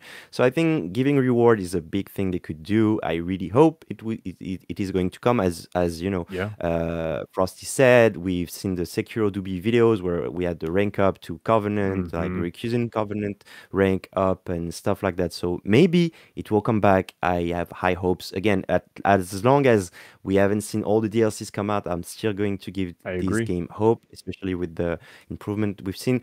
We talked about different maps. I think different maps will be awesome. We had the very good idea from Enda, the boring square, and I think this will be fantastic. I would let's go crazy. Why not a map with like platform jumping, where you have like certain jumps that you can need to make? Maybe those will be a bit boring, but maybe in team battle those can be fun. If you have a couple of platforms, need to jump from one another. They could also, as we talked about, giving colors to people, so that it's a bit more easy for people to, so many times we've done it and we've seen people doing it, where you start to attack someone, but is your teammate. So like this thing needs to be addressed to some extent. I agree. Yeah, the team balancing colors. the game. Balancing the game is always very welcome, very refreshing. We talked about them bringing the arena in patch 108, I think it was, in December the 8th. But what they did when they brought the arena, they brought a lot of changes, and that's also what brought a lot of people to PvP. They nerf poise damage to certain weapon, they buff fist, they buff claws, they nerfed Moonveil. They did it. not enough in my opinion, but yeah, they are basically always balancing the game, and this is something they've been doing. So of course that's something they can do. Spectator mode that we talked about, and also I think what would be cool is a better system to be able to play with other people. For example, I was with my friend Abdallah. If you're hearing this, I love you. We were playing and we wanted to do a 3v3, but unfortunately there was only 2 of us. So I think like a kind of a system that could match people when there's only a team of 2, but you have one person. Yeah, But the agreed. problem that can come up with that is that you can, maybe there's a team of 3 and you match a team of 3 solos, so that those also have issues. So maybe those Right. will be good, but those are basically my thought on how they can improve it. But so far, yeah, I think the game is the support that the support that Elden Ring has been have for a free game, quote unquote free game. You pay like Yeah. 60 euros for us. It's 70 like euros. one paywall. Like it's a one-time buy. There's Yeah, no more you have investing one after that. paywall. And we Mhm. had like so much content, like balancing on a regular Uh-huh. issue. They added like questline, they added Yes. talisman, they added arenas, they added NPCs. And I know games that don't get that good Uh-huh. quality of support that I you agree. need to pay for it like every month. Mhm. So yeah, again, my friends, the Lord is with us, and the hopes are here. I'm Yep. very happy for the future. Yeah. But Dude, those very are my well said. ideas. And I do want to say something segueing directly off that and what you're saying. Just looking at the previous games and the support that they have gotten and everything, and if you compare everything that From has done with the support that they've done for the past decade with the Souls games that they've made, they have done things with Elden Ring support-wise and update-wise that dwarfs everything that they have done Yes. previously. Like, I feel like that's something that not enough people are talking about, is the fact that they added things like Wex Dust. That is something that was unheard of and unthinkable for them to Yes. add previously. Like, adding separate PvP scaling and balancing. That is something that I've been wanting for a decade, at least. And I never, ever thought they would do that. And here we are. And they're just like, here you go, dude, And a free Coliseum dedicated PvP centric update for like the first time ever, adding a Coliseum for free, a dueling arena. Like, all of these things culminating together, and it's like, yes, they took their time initially with ironing out all of the PvE centric changes that they wanted to improve upon. That's what 1.0 through 1.5 was, right? And that's understandable given the scale of this game. But now, as they always have done in the past, even with the previous games, they iron out all of those things first, and then they start focusing on the PvP. And I am grateful that we are getting even like this tremendous level of support for this game. And like, I don't know if everybody around here is aware, but Miyazaki specifically and the marketing lead at From Software and Bandai Namco have all said that they plan on supporting Elden Ring for longer than any of their previous titles. And that is extremely exciting to me. And I'm sure it is to all of you as well. And Yes. that bodes extremely well for the future of this game and what Mhm. they are willing to do and their commitment to it. And that's mainly what I wanted to say. One thing I want to add on that Yeah. too, like, and I know this is like about PvP, Mhm. but for all the PvE fans out there, Yes. they've been kind of like seeing all of us PvP players get so much support and they kind of feel left out. Mm-hmm. They don't That's need to ironic. feel True, left yeah. out. It It's is. coming. True. Like from Yeah. and it's crazy to me that they're still planning on adding so much to this game. And I know a lot of people, I see it in my comments all the time. They're like, well, why are you still talking about DLC? It's done. We're not getting anything. They're still working on a DLC for this Uh-huh. game. Yeah. Yes. Miyazaki Like, admitted that at the Game everybody- Awards. Yep. Yeah, exactly. Everybody I've talked to that like has inside knowledge and knows, like literally talks to From Software, everybody is like, yeah, they're working on more DLC. Mhm. Like, it's Yes. coming. So Yep. Yeah, And at the Game it's Award, we had the announcement, but after that, we had the biggest announcement is that the Bill Clinton daughter was announced. Yeah, I remember that. Huh? Our I think- Orthodox Rabbi Bill Clinton, the armor set. Oh my god. I think that FromSoft, I think, have learned an awful lot. It's still wild to me that at least when it comes to the invasions, which for 90% of it, I know we kind of touched on this earlier, but 90% of people's first interactions with the PvP system are Yeah. through those organic invasions, and the fact Yep. that that's been more or less I agree, man. removed. Mm-hmm. We're going to see the consequences of that, considering more people are going to be dueling.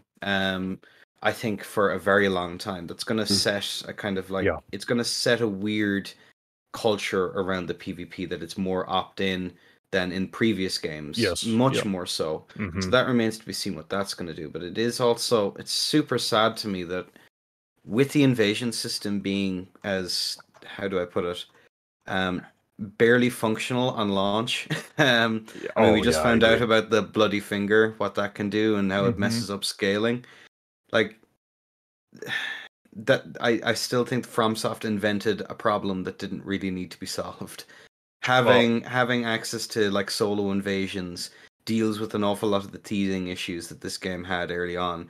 That Wex theoretically shouldn't have needed to be introduced. It's good that it's there. It's amazing that it's there, and it means that the longevity of the game is going to remain. Likewise with the arenas, the fact that they're just in base Mhm. game is absolutely phenomenal, It is. and Yeah.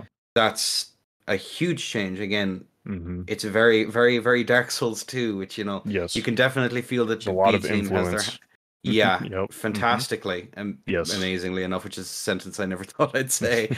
But yeah, it bodes well for the future, though. It bodes well. We need, the game needs to be in a much better state for when the Yes. DLC does inevitably drop.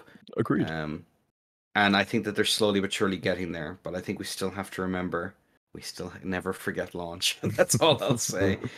I Well, agree, man. What's really great, especially with the last 3 patches, is that they're finally listening to direct feedback from the community, and they're Yes. implementing some of that feedback into the Mhm. patch notes. I mean, if you've listened to the last Roundtable podcast that I did it with Steel and Lost My Sanity, and Enda was there too. We talked Yeah, about that was a funny podcast. we talked about buffing hammers and nerfing Yeah. counter damage, and what did From do in the very next Mhm. patch a month later? They nerfed counter damage and they buffed hammers. Like pretty much like word for word, every point that we listed in that podcast got addressed Mhm. in the next patch. And we saw that with some of the other patches. Like my suggestion for nerfing Bloodhound Step, how it would be like a progressive nerf the more you use it.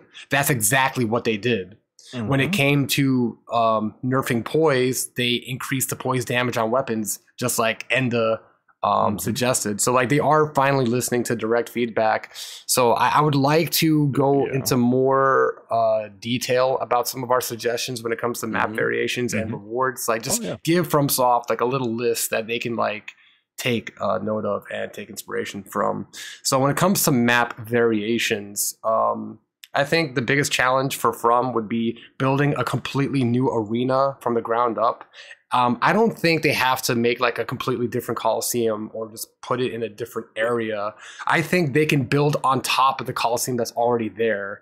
So like, you know how in Dark Souls 2 they had that one Coliseum-like arena where like it had the scaffolding in the center, Yeah. and you can like Mhm. walk up the scaffolding and you have like some kind of verticality. Yeah, they I can was like just about to say that. yeah, they can have something like that, like have like multiple scaffoldings within the arena Agreed. itself. So you Yeah. can have some kind of verticality play, and you can have bridges that connect the scaffolding. Yeah.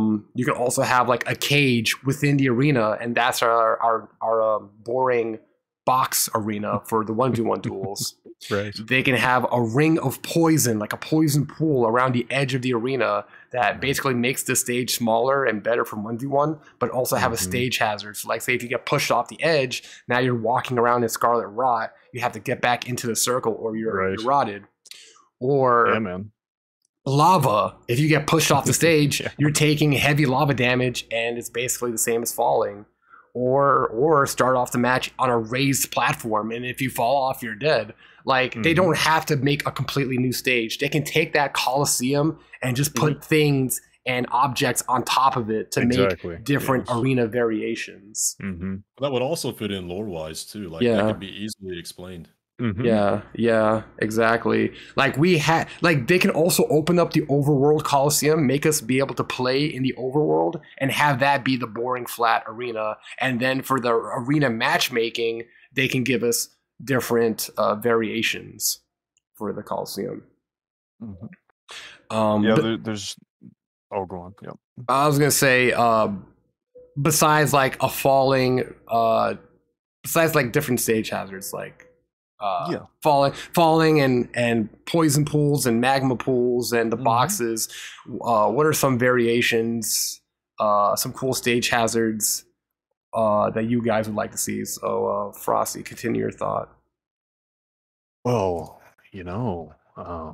there is heard through the grapevine that in the files for patch 1.07, when they added the hairstyles and all that stuff, preparing for the Coliseum update, there was also an area added into the files that was listed as Death Blight Swamp. So let me see some of that action, baby. Was there? Are you serious? Yes. Yeah. Really? Death Blight stage hazard. Oh my god. That's yeah. So like say like a wall of fog. Like you're just completely surrounded by darkness, and if you get pushed into the fog, you get death blighted. There's my contribution. No, that's smart. Or like going back to the scaffolding idea, like everyone starts off on the scaffolding, and especially like looking back at the arenas of like Dark Souls 1, for example. I know this was brought up before, but the multiple layered levels of that, I think that was amazing. And Dark Souls 2 specifically, like the Brotherhood of Blood arenas, there's the scaffolding one, there's Brotherhood of Blood had a upper rampart one, and then there was a lower part where you could drop down into as well. So that would be amazing to have, just variety-wise. And then there was also the bridge, which everybody very infamous. It's cool having that level of variety there, And then you look at the Blue Sentinel arenas too. Like all of those were incredibly creative. Let alone the scenery and all that, the variants and scenery and all that. It's just, there was so much creativity there. And genuinely, like, if they use what they did with Dark Souls 2 as a basis, because that's essentially what they did, and you brought that up, Knight, where you can have different variants of the arenas that are all in the queue at the same time, and they're just altered. So that's essentially what they did with the Dark Souls 2 arenas. It was all utilizing the exact same space in the world, but the interior just got swapped out, essentially, So it was a completely different feel for the arena. And they could do a very similar thing with all three arenas that they have now and just have different variants of it that are queued, because it's all an instant setting, and it would be very easy for them to actually implement that. Yeah, and cheaper too. To them. Yes, right. Well, a exactly. big bonus of that people don't really consider is that it encourages build variety as well. Yes, when that happens, it makes a lot of the weapons that are borderline impossible to use in the flat map viable in a map that tailors to their Ashes of War. Yeah, or tailors to the different ranges of combat. Mm-hmm. And that leads to more engagement in and of itself, man. And you hit the nail right on the head with that. So I really want to see something like that. And like I said, the framework's already there from a previous game, so it wouldn't be that difficult for them to implement those assets that are already in the game to, be present in the arenas and shake them up, Something just popped into my head. I was gonna say, imagine if we had a rising lava stage, but here's an even better idea: a map editor. You can make your own stage hazards, make your own stage. If that was an option, now that would for FromSoft, that'd be hard. Like if this was Bungie, they can do that. They've done that before, but FromSoft, this would be unprecedented. Yeah, that was the old Bungie, man. But that, God, like that would be such an amazing innovation if FromSoft actually gave us that an arena editor. Oh and my that God. leads into what Enda was talking about earlier too, with having more customization options just in general across the board with the arenas, and that's only beneficial. Of course, the full map editor is another level on top of that and would be a lot more work for them specifically, other than adding just more options to tweak certain things. But hey, man, you never know. We never thought we'd get separate PvP balance scaling. We never thought we'd get Wex Dust in the game. You know, I just want to put the idea out there. It's like if you're listening, a map editor, please consider it. Try to have it in for the next game.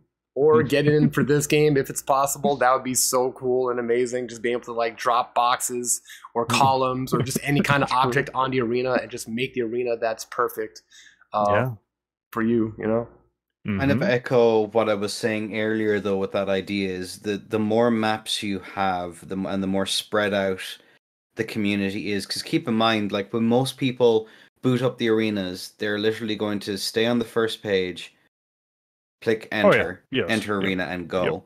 And if that's going to cut into that, I can't imagine that's going to be an option that From is really and I agree. To go down. I think that obviously, again, there's like compounding, as with everything Elden Ring, there are compounding issues that, like, due to some of the decisions that they've made, that kind of stack on top of each other. That would make, I think, while that would be incredible and would be an amazing tool that we would actually have a reason to use, I would hazard that may cause other problems. Not today, not tomorrow, but in 3 years' time when the game is kind of reached that period in its life cycle. So that's something just to keep in mind. I just thought of Bloodborne. You know how we had player-created chalice dungeons, and each chalice dungeon had a code?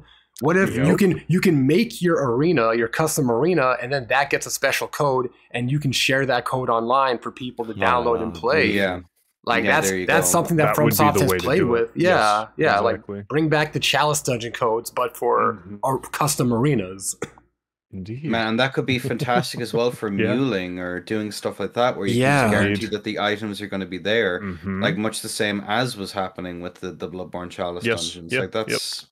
I can't say that's a bad thing. Yeah, from like for someone who does and hosts like competitive events, like being able to do that, make your own arena specifically for that type of setting, and being able to share it with other people, that'd be great. So again, FromSoft, if you're listening, write that down. Please write this. I hope you're writing all of this down. Hi, Miyazaki. True.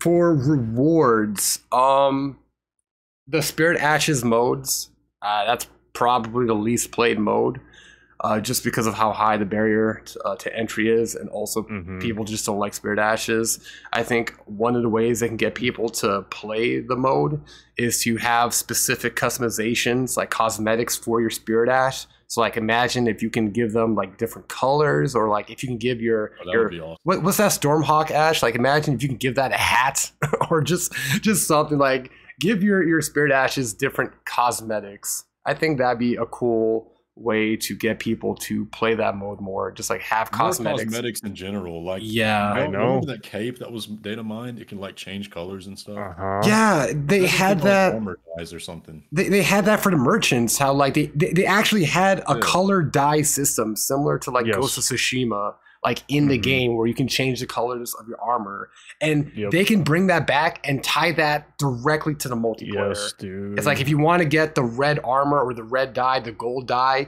you have to get like X amount of kills in the arena. Like they could do something like that. Completely agree. And well, same dude, thing. Go ahead. Well, I wanted to say something real quick. Go. Just if you look at any multiplayer centric game in general, like cosmetic rewards are the pinnacle, because people that play multiplayer games want to show off to each other. That is quite literally the end game, and having a way and a method to do that is incredibly important. You know, like I'll say it once again, Dark Souls 2. When you saw somebody with rank 2 aura, you were like, holy shit. You know what I mean? Right. Like, it's more things like that, please. Because a badge that shows up right next to your name that indicates that you've gotten 30 kills, that's not enough, man. It's not. It's really not. That's all I'm saying. And I will, like, if if you'll allow me to segue real quick, the thing that I want most to see with the arenas is I want them to expand upon the ranking system, like to an absurd degree. I want it to be an actual fully fledged system that has rewards tied to it, that has cosmetic rewards tied to it. Like there's actual not only incentive, but you can take pride in that when you actually acquire it. And people have something to work towards, so it doesn't just feel pointless at the end of the day. Yes, it united the player base. That's amazing. Or centralized the player base rather. Like, that's amazing. And the arenas are good in a lot of ways. But that being absent, as it's the same way I feel about covenants, man. Those things are incredibly important to a degree that most people don't even realize, I feel like, especially a lot of developers in the current day and age. Like, because you look at like examples of like, I don't know, the most recent like Battlefield game comes to mind where they quite literally removed the scoreboard. Like, I don't get the mindset behind it. It's a core fundamental of competitive multiplayer games, and it's just being like tossed to the wayside and forgotten about. So that's the number one thing that I want. One with the counter arenas. argument that I get when I bring that up in videos is that people consider a lot of that stuff to be like live service style games. And it's always the argument that this isn't a live service game. So why would you need those kind of things? Obviously, I mean, we know the answer, but how would you address somebody that has that mindset? Man, that's a tough one, and that was echoing in my mind too while I was talking about that. It's a really tough thing because people's interpretation of FromSoft's game, and this is a way bigger discussion point in general, and it ties into why they removed solo host invasions, like all of that stuff. Like, the general takeaway of a From Software game is that it is fundamentally at its core a PvE centered experience, and a lot of those people that are saying that believe that, and it's true to a degree. But you can't like take that aspect and be like, okay, yes, first of all, but then completely invalidate everything else that makes the game what it is. And also, might I add, with Demon Souls back in the day, when it was blowing up, when it was released in the West, can you guys guess what the thing that all of the outlets were commending it for? The innovative multiplayer. Yes, in every regard. The messaging system, the invasion system, the summoning system, all of those things. It is a centralized core part of the games ever since conception, you know? And I feel like if more people realize that, and Zio, I believe you even made a video talking specifically about this, like, it's deep rooted from the conception of the games, and I just wish that more focus was put on it specifically. And to be fair, there was a lot of that in the previous games. Hell, dude, even Bloodborne with like multiplayer took a like backseat on that game for sure, but it still had covenants in a rudimentary form, but it still had them. True. You know what I mean? It still tried. Like, yeah, and like even comparing like Bloodborne and Elden Ring are very similar in a lot of respects because of how much they refined the PvE experience as opposed to the PvP or the multiplayer just in general.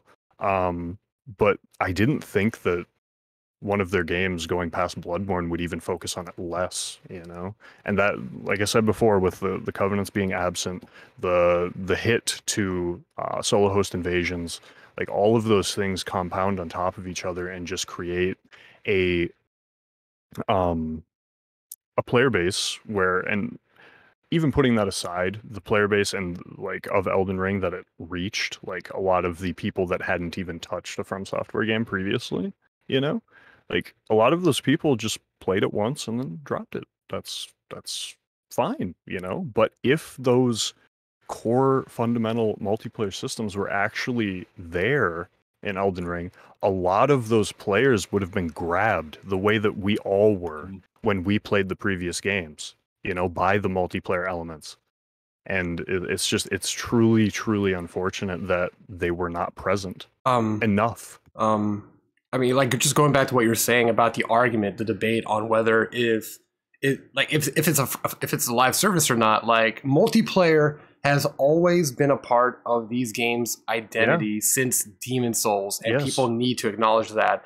So would it be okay for FromSoft to implement cosmetic rewards and stuff to Elden Ring for the multiplayer? Like, I think there's nothing wrong with that.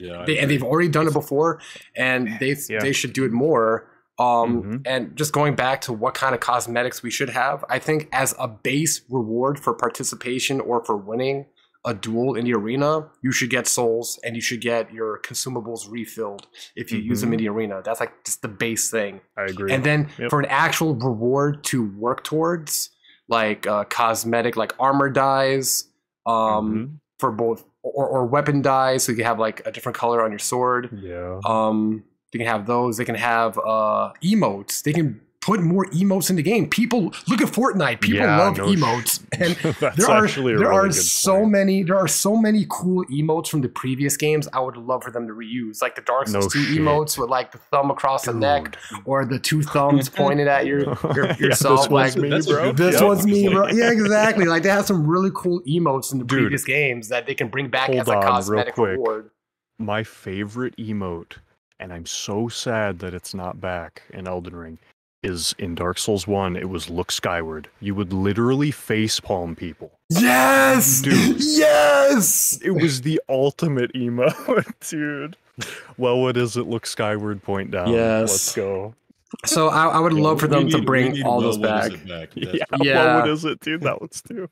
Like, the iconic shit, dude. Like, FromSoft, if you're listening, like, rewards for multiplayer, emotes, color dyes for the armor and the weapons, and maybe some like new models, like hats and capes and stuff, like even more cosmetics to add onto your character or your spirit ashes. And if I think just to kind of add one more thing on top of that, just before you carry on, is like, and you don't even need to tie it into like the achievement system. You don't need to. No. If that's your major concern, is like alienating people who have no interest in the PvP, because those do exist, and they've tried it before and they're sick of it and they don't want anything to do with it. That's fine.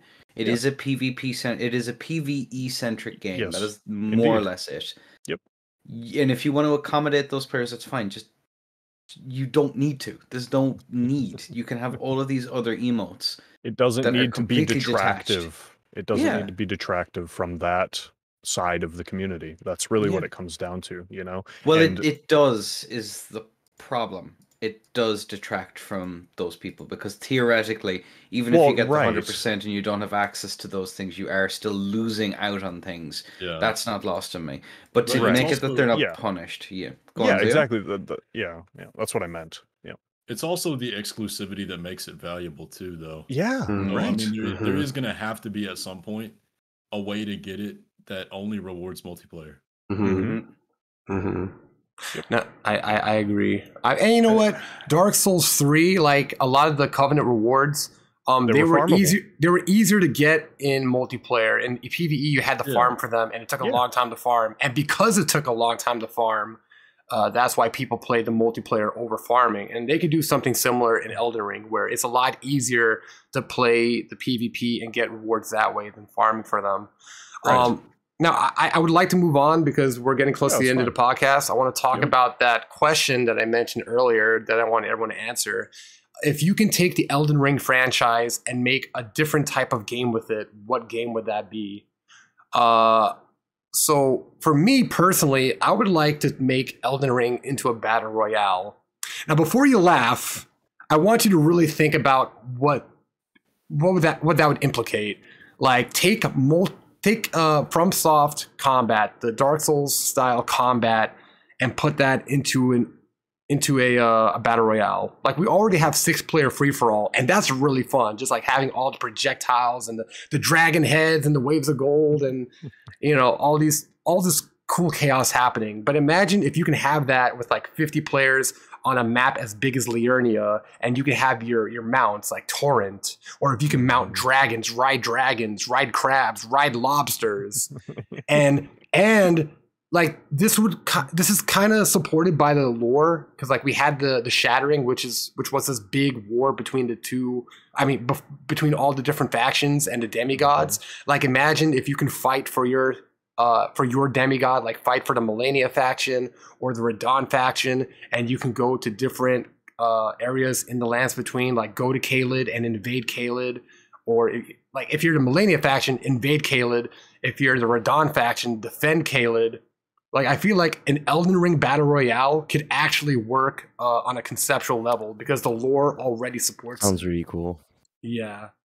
I agree, man. Moving on, Valentin, what kind of game would you want to make with the Elden Ring franchise? Go. Honestly, I think I'll make Dark Souls 3 with the basically taking all the good things of Dark Souls 3 that Dark Souls 3 did and put them in Elden Ring. So basically, I will keep the same combat base of Elden Ring. I would tone down some of the magic, because I think the main problem that we have here in Elden Ring with not necessarily magic but just projectiles in general is that it's very relevant when you play any like FPS like Apex, Destiny, or even Armored Core, is that usually when you have projectiles that can travel so fast, you have the movement and the cover in order to counter those projectiles, and we don't really have this in Elden Ring. We have one really movement tool, which is Light Roll and BHS, but those are way too overtuned. So I think the balance here is kind of messed up. So I would definitely tune down the magic, and I would bring like Covenant. I would bring, everything. Well, honestly, what I mean is like if you could take Elden Ring and make it like a different genre. Like if you can do that, what kind of genre would you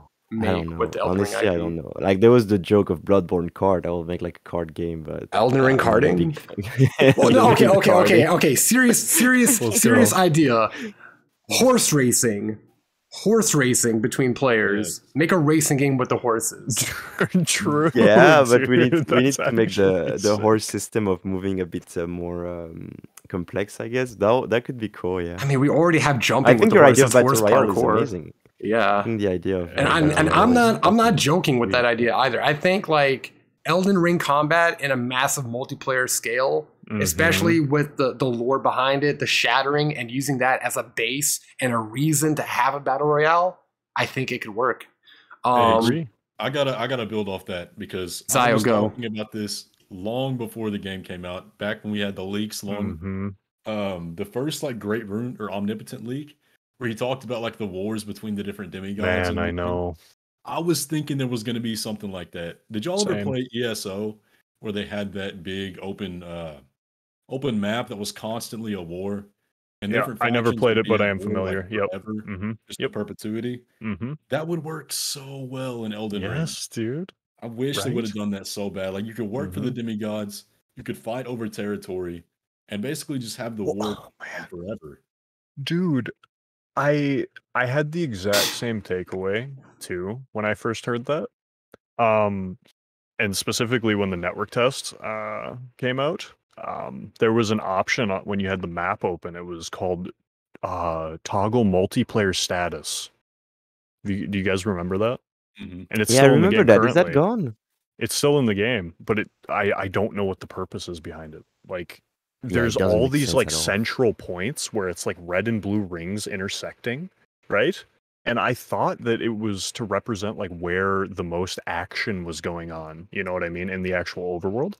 Like, dude, that system, like on a large scale, like what KH Knight is talking about, like, oh my god, man, you know, like the combat system, and to add on what you were saying, Knight, the combat system of From Software's games is incredibly sound. You know what I mean? It is. It feels good to play, and anyone who thinks that would not be successful in a battle royale style game with that kind of gameplay, dude, like, oh my god, that would pop off.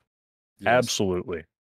I mean, we already have games like Chivalry and like other medieval combat, like battle royales. Like the genre's been done before. Yeah, the game that comes to mind is Naraka Blade Point. That's a battle royale with melee-centric combat Yeah, I system. never you know? tried it. Is it Yeah. good? Did you try it? It's really good from what I've heard. I haven't tried it myself, no, but yeah, There's For Honor proves it. too. Yeah, exactly. Yeah, right. There's a lot of Um, different examples of it, man. Zio, if you could take the Elden Ring franchise and turn that into a different genre, or just make a game in a different genre, like what kind of game would you make? Dude, I gotta go with the battle royale too. But if I had to do something different, maybe like VR. Like Oh, Ooh, and like traverse the V. dungeon and everything, and like I don't know how the rolling would work necessarily, but No, but now That'd be a I'm tough one. thinking like VR horror. It's like an Elden Ring horror game where Yeah. like you're trapped in the maze like catacombs and you're like trying to find your way out. Mhm. Doing that in VR, like that And would FromSoft has legitimately be history scary. of playing around with first-person style games and even VR Yeah. games in recent memory with Dedashine. Also, makes sense. uh, What if they do yeah. it? dude, I mean, I foresee them experimenting with like different innovative things and mediums like that going forward with the company's success and everything. So, Well, future all of right, From is definitely exciting, but that's a perfect segue for you, Frosty. If you can take the Elden Ring IP and make a completely different game with it, what would it be? I mean, obviously, dude, the battle royale, I think you knocked it out of the park with that idea, dude, and I fully agree, but I don't know, dude, like it just like when you asked the question initially, my first thought was a fighting game. Like in the format of like Tekken or something. Well, dude, okay, Street you know, Fighter. it's funny You know that what you I bring mean? that up because like people in our crowd, the competitive PvP crowd, we treat Yeah. Elden Ring combat like a fighting game. Right. So what if FromSoft took it to the next level and they actually made like the next Soul Calibur, like a Soul Oh, Calibur man. style fighting system, but with Elden Ring characters. And That would be cool, Soul Calibur is man. another Bandai Namco IP too, so It like maybe is. they can like combine the developers and yeah, let's take Elden Ring characters, or when they put out Soul Calibur 7 or whatever Soul Calibur game, whatever the next one is, they can take an Elden Ring character and make them a guest Yeah, character dude. in that game. Like it Yeah, could work just because Put Godfrey in there. oh my god, basically make him the next Astaroth, you know, giant axe, big dude, like Yeah, or Radon double greatsword. Like FromSoft games, Oh, Souls man. games are all about melee combat with swords and shit, Yeah. and that would fit There's a so guy well that did like a mod. crossover. That's hilarious. with the mod with Tekken and like Elden Ring characters in Tekken. Yeah, You saw that? yeah. I saw that video, and Harada loved me that video. Yeah. Maybe But, like- that's why I thought of it. I was having that. Yeah, but no, Going I back in think my mind. I like that idea, and honestly, I don't know if it would be successful, maybe not, but like Right. I think at the very least, Bandai should like have an Elden Ring character as a guest character in the next Soul I Calibur agree. game, because I'm a huge Soul Calibur fan. That's my favorite fighting game. So like, Same, man. I think it just mixes so well having It Elden does. Ring and Souls combat mixed with like fighting mechanics. Mhm. Enda, if you can take the Elden Ring franchise and make a different genre of game with it, what would it be? Oh man, imagine a Mountain Blade style where you could Oh, like you have the shit. overworld traveling around. I don't know how many of you have played like the Mountain Blade. Dude, game. yes, bro. I have But, not. like, What is I that have like? not. So basically, it's like it's like a medieval. It's an RPG. It's a real time tactics game, and it's a kind of a economy manager. You know, like Total War has like the overworld Yes! map, and then it has Yep, the battles.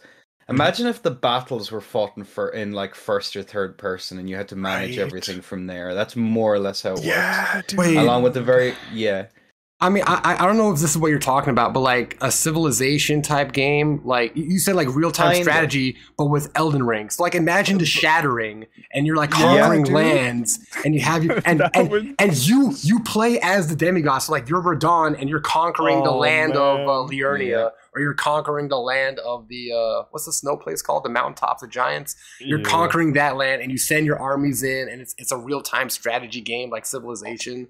But in Oh, that's Elden Ring, actually- that Yeah. would, that and you know what? That makes sense. I think that could be successful if they legitimately try that out. I think it could work, and Or it even would, just it would something- fit with the lore. Even just like look at how visually striking. Like one of the things that's No, like very right. distinct about Elden Ring is Mhm. just how visually like striking. The architecture is a city The builder. art style, yeah. Give me a city dude. builder. I'd love a Dude, city true. builder. Oh my God. That's my jam. Fucking Any Elden of Ring's those ass kind off, of yeah. like games like that are 90% of what I play. So why not? I don't know. I think Yeah. something like that would be pretty fun. Dude, I Yeah. think you might have had the best suggestion. Yeah. That's definitely tied with the battle royale, dude. That's fucking sick. Yeah, no, because I think both ideas, they make sense within the lore of the game. So like a real-time strategy game with Elden Ring, like it makes so much sense. Mm-hmm. It do indeed. Yeah. All right. That's awesome. Well, we are now 2 hours in. I want to say thank you so much to all of our guests for coming on to talk. Thank you, Enda. Thank you, Frosty. Thank you, Ziostorm. And thank you, Valentin, for being such wonderful guests and giving us your input on the topic today. It was a really fun discussion, and I hope you guys had fun as well. Yeah, it's been a pleasure being here, dude. And honestly, thanks a million for having me, and cheers.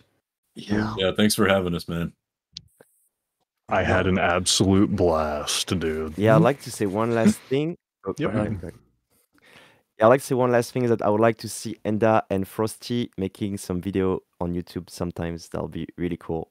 Oh, dude. Hey, You're man, always maybe we'll welcome have to on, do it, Frosty. dude. I'm always chilling out in the VC when I'm streaming, so just Yeah, hop in, true, dude. man. Yeah, maybe I'll have to. The accidental Endacast needs to happen again. You guys should do some make a multiplayer video on PS5 since you're both on PS5 now. Like show the PS5 world how you PC guys do it.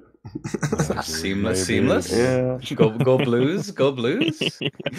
I also want to say thank you to our audience. If you watched this entire 2-hour podcast, thank you so much. You're a trooper and a real fan.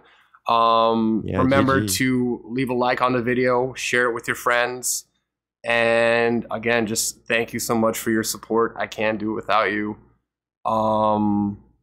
If you have any suggestions for how we can improve the podcast, or if you have suggestions for what we can talk about next time, please leave it in the comments down below.